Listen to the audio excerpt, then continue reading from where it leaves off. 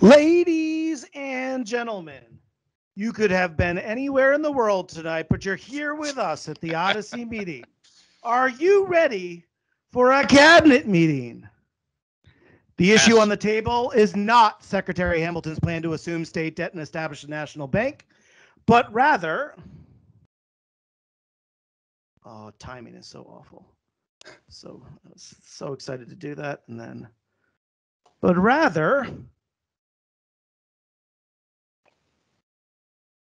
in order to efficiently and reliably generate robust real-world evidence across multiple data sources, it is more important to keep the OHDSI standardized vocabularies up to date in content through a continuous release lifecycle than to align the OHDSI network on a common vocabulary version. I ask that all of you that are on the call consider this debate topic. And I guess my screen is blocking that, but I ask you to go to, is it pollev.com/Patrick Ryan, and actually pollev.com/Patrick Ryan 800. And I ask that you vote on this topic before we have our debate. So please take a second right now. Craig's going to post the link in the chat as well. If you are affirmative, you agree with this statement that we should have a continuously released vocab, I ask that you vote affirmative. If you disagree with this statement and you think that instead we should align to a common vocabulary version, I ask that you say no, negative, I don't agree. And if you're on the fence about this issue, go ahead and tell us that you don't know.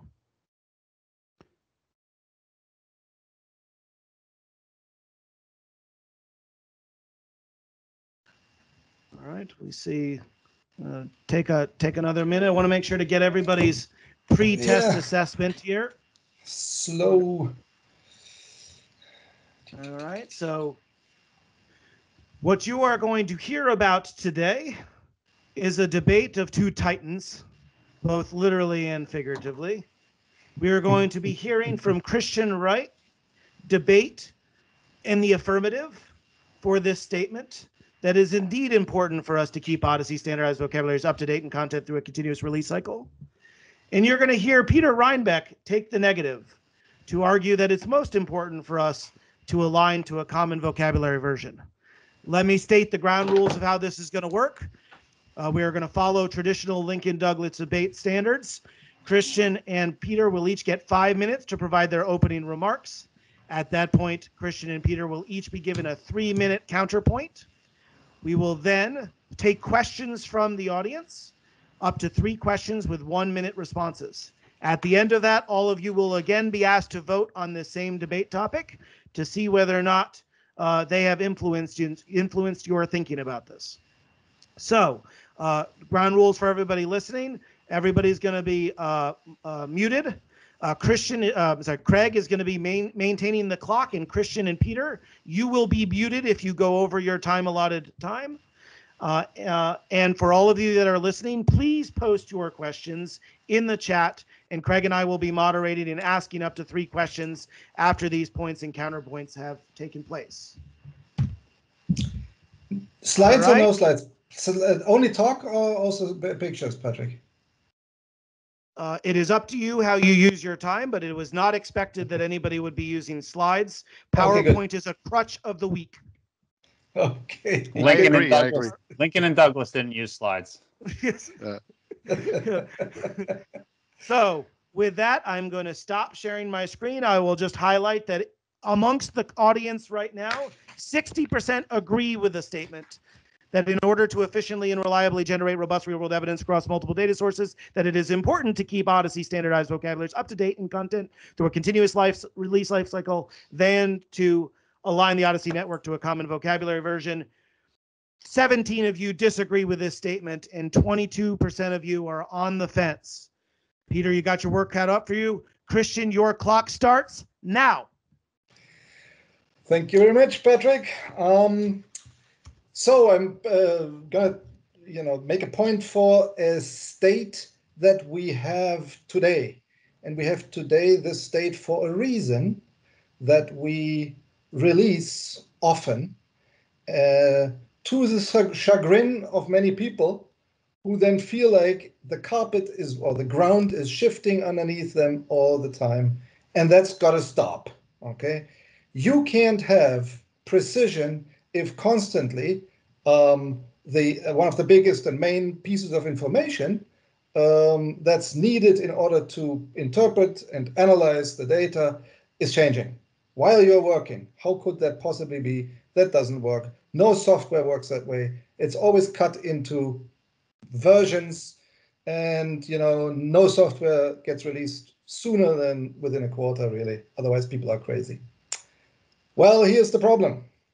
And we tried to get away with that, and we failed. And we failed for good and bad reasons. The good reason is the following.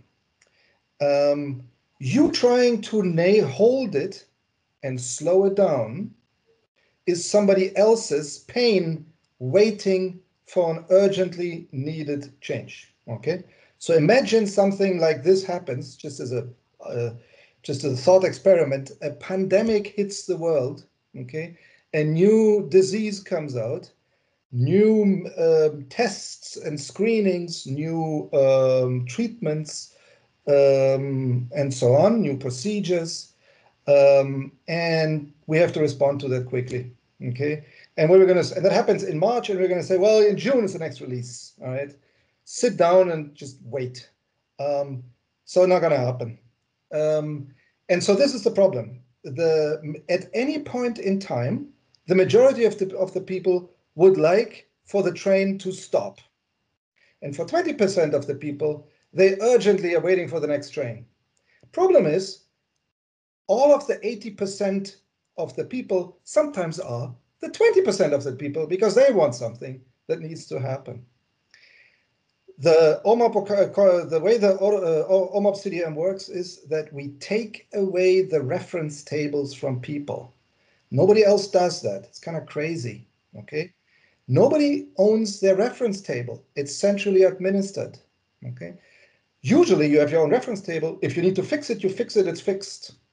Here, you have to wait for somebody else to fix it. That alone is a pain in the ass because these people are working too slow and they're not enough of them, and they're making mistakes, and they're a chaotic group anyway. However, you don't want to slow that down artificially even further. Instead, what we should do is we should fix the problem of a changing ground. We should have a way, essentially a time machine, a vocabulary time machine. You should be able, given attributes for each concept and each relationship, to put yourself back in time and saying, I'm not moving right now, I'm staying in March 2020, all right? Whatever you need for your little itsy bitsy vocabulary, like I don't know, DPD or AMT or Medra, I don't even know what that is. I am stopping the clock. In my shop, we should be able to do that. We should be able, for the cohorts, if something happens, if the things change, if the vocabulary changes, we should have a way for the cohorts to be upgraded automatically, or at least for the cohorts to be declared if the cohorts have been wounded or have changed, or if there is a substantial content shift going on because of an update. And then for people to be able to say, well, I'm going to go back. I think that's the solution. The solution is not to slow things down and artificially and halt very urgently needed changes for some people, what they're doing. Do we have more time? Oh, we have more time? 20 seconds if you want it. I'm good. Peter, I give you these 20 seconds.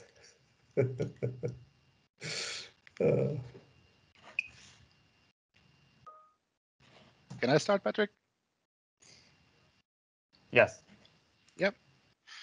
Okay, well, let's start actually from the mission statement of OHDSI. So the mission statement is to improve health by empowering a community to collaboratively generate the evidence that promotes better health decisions and better care. Now, the question is, does the continuous release life cycle helps to realize our mission, or is it actually counterproductive at the moment? And two components stand out very clearly in our mission statement. That is generating reliable evidence, but it also talking about enabling a community. And I would like to touch on these both of these points in my debate.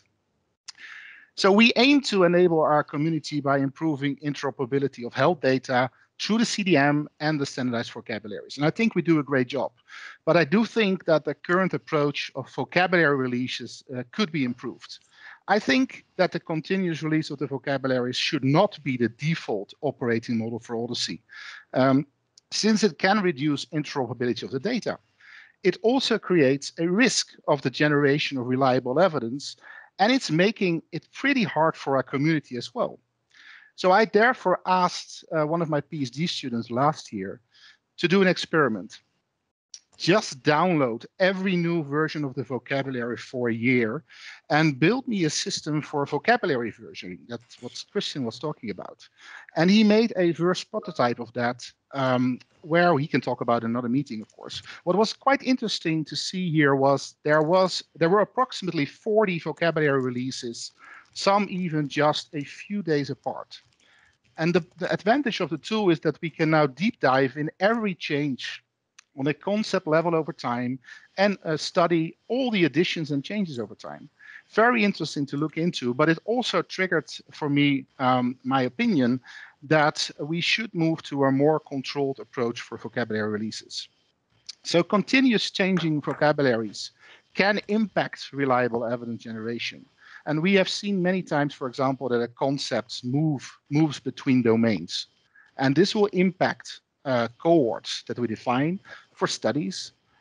Cohorts may work on one version of the database, and when you update the vocabulary, it will not work anymore.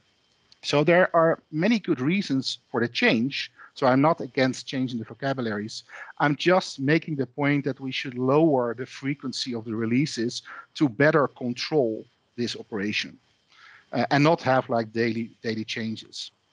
So the current process is therefore not enabling the community because only the latest snapshot of the vocabularies are available in Athena. We thus stimulate differences. We don't solve differences. And when a new data partner joins the network, they have only one option, and that is to take whatever Kristin and the team forced upon us. It's therefore impossible to ensure that a subset of the databases are on the same version. I think this is bad practice. So Tom therefore added something in his tool to regenerate every version of the vocabulary over time, but also to select any cohort in public atlas or concept set and run this against all versions to see if the included concept changed. And I can tell you this is very interesting stuff that he should show in one of the meetings. Furthermore, we need much more information on the provenance of the changes and also, very importantly, a fully documented quality control process for releases. And I understand this is a lot of work, but that's very hard to do with the team, and we need more people. But I think this should be actually the standard of operations that we have. We do proper quality control, we deliver all the documentations, and that requires time. So it's also in that best benefit to have quarterly updates. And of course, I understand the need that Kristin also mentioned, that in certain situations, we need quick updates, as we have seen now with the COVID pandemic. But that should be the exception in my mind and not the standard. The best solution is probably somewhere in the middle. But I would strongly advise to lean more to regular updates, like quarterly updates, than a continuous changing system that could negatively affect and is definitely not enabling the community to generate reliable evidence. So I think that time machine that Kristin was talking about could be a nice solution. But at the moment, we're actually not there. We don't have the time machine. So why go for a suboptimal situation where we are actually impacting our research? And I think that gives me 5 minutes now. All right, Peter, you've each had a chance to offer up your primary arguments. You now each get a 3-minute rebuttal. Kristin, the floor is yours. Okay. Am I on? Yes. Peter and actually the whole community, I have to tell you, it's a feeling of great satisfaction to sit at the computer and think, I'm gonna force on them another release. They're gonna be pissed off. I feel good about it. No, that's not how it works. Here's how it works. Okay. We put in, we're trying to get a good example. We incorporate a vocabulary and something went wrong. And we realized, oh, shit, for all the concept class of, I don't know, genomic variant, we forgot to we made them non-standard instead of standard. Jesus Christ, okay? Hopefully nobody has downloaded it yet. Let's just make another release and fix it, okay? That is the reality of the day. Yes, better quality assurance would definitely help. Better machinery would help. We know that we need to do that. We need to figure out how we do that. We need to figure out how we pay for that. I mean, find an open source compatible arrangement that of crowdsourcing and installation of. We don't want to make it a huge commercial entity. Definitely. But again, as I said, the 80% people who wanted frozen are at the same pain if it doesn't, as the 20% who urgently need something changed, added, or fixed when it is frozen and they can't have it. That's the only problem we have. So it's really not us. It's the community which move at different speeds. Some people are saying, wait, it's all good now, I don't want it. Don't change anything. For what I'm doing, if you change things, you just screw me up. And for other people, it is, I can't do this. We need this fixed because otherwise we can't, N3C, right? We can't merge these data together because that doesn't work that way. They're not on the same page. You need to fix that. There needs to be a way to request it, and there needs to be a way for that to be released properly. So I think we both already agree that the solution is a time machine, and then you dissociate people's the need for everybody to be on exactly the same version, because then anybody can go to any other version that they want to operate off of, and then the stress goes away. The question is, what do we do till we have that? Kristin, your time is up. Peter, you have 3 minutes for your counter argument. Yeah, so I appreciate what you're saying, Kristin, but I also do recognize that the machinery that you're talking about is actually not there yet. So you haven't realized this. And therefore, that error that you talk about, like that one-day issue where you release something, you then figured out, hey, damn, I changed something and that shouldn't be a standard. That shouldn't happen, because that is affecting us in our research. That's affecting in generating reliable evidence. And I understand his heart. So let me be very clear. I don't underestimate the amount of work that's out there to do vocabulary releases. It's horrible, especially since we are combining multiple vocabularies that all have their own release state and the phases. But I do think that we need to be realistic here and say we don't want to enforce changes to a vocabulary if we are not completely certain that we are able to deliver that. And I think this is one of the main reasons why any other vocabulary in the world, let's take SNOMED as an example, has a release cycle to have at least a kind of roadmap in place for our consortium members or from our community members, to know when things will change, and also that there is a very proper quality control mechanism in place to then deal with the changes. And I do agree with you that there are situations that are urgent, like for example in this case with the COVID-19, and as SNOMED is also doing, they are releasing intermediate versions to handle that specific situation. But I just don't think that this is the right approach now, as we don't have the time machine that we dream about. in all the other situations outside of COVID. And I have also experienced issues with this prior to the COVID-19 pandemic, where it's very hard to run studies across multiple databases and then realize later that there are different vocabulary versions that play a role in that specific example. So I'm not so sure whether taking away the reference tables is really something that people in general like. I agree that there may be 20-80% people that like one situation and then next time they like the other one, but we are a community, so we should have an approach at least there for now until we have that time machine in place. I think that's fine for me, Patrick. I'm not sure how many seconds I still have, but it's clear enough. I'm going to now ask each of you one question from the community and ask you to respond. Kristin, you go first. In the continuous release model, what is the proposed framework to have some releases that are tested and stable while for others to be bleeding edge? You have 1 minute.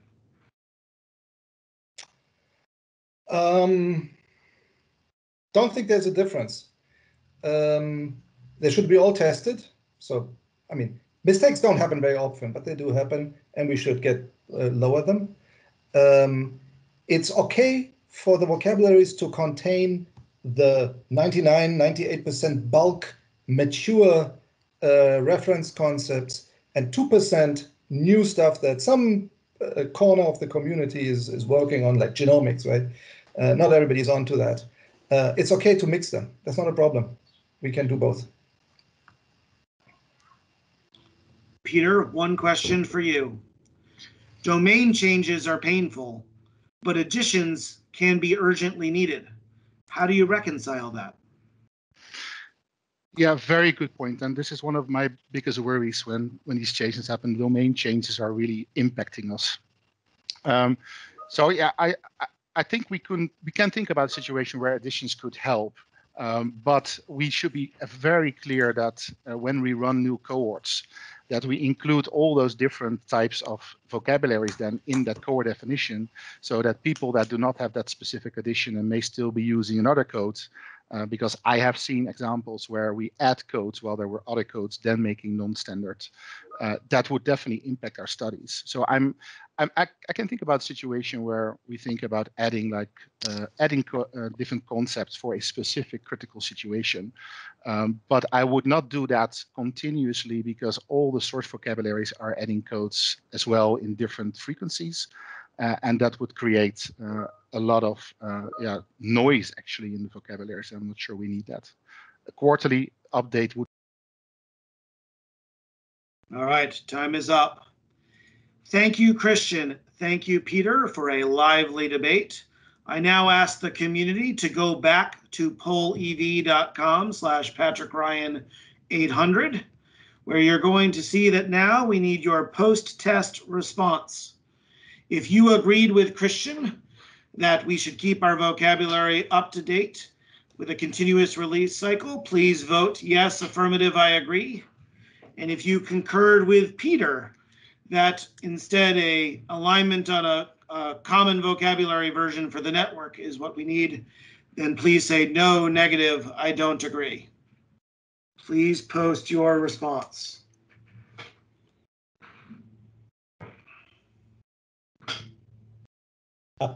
As the votes are coming in, I will highlight that there's a lively conversation going on in the chat that I encourage you all to participate in, and many people are proposing a third option, which is some sort of a hybrid. And I'll just highlight, as you all are voting, we are forcing you to vote for one of these two in a somewhat tongue-in-cheek, debate style format. But of course, the reason we're talking about this concept, this topic, is because it is very material and central to how we need to think about things, and these differences do need to be considered, and as a community we do need to align on an approach that we can establish as a best practice. And clearly that decision is going to be unilaterally based on however you vote on this particular pollev.com chat. All right, the bars are slowing down, so I'm going to give 1 more minute before I declare that the winner of the first OHDSI debate is Peter Rijnbeek. Congratulations, Peter. Kristin, you owe him a kilo of wings per the negotiated agreement up front. Well done. Thank you, Peter. And thank you, Kristin, for being good sports. And thank you, everybody in the community, for participating in debate number 1. I'm going to stop sharing there. And I would encourage all of you to consider this topic and what it actually potentially materially impacts the work that you do, and continue the discussions in our threads on the forums and within teams.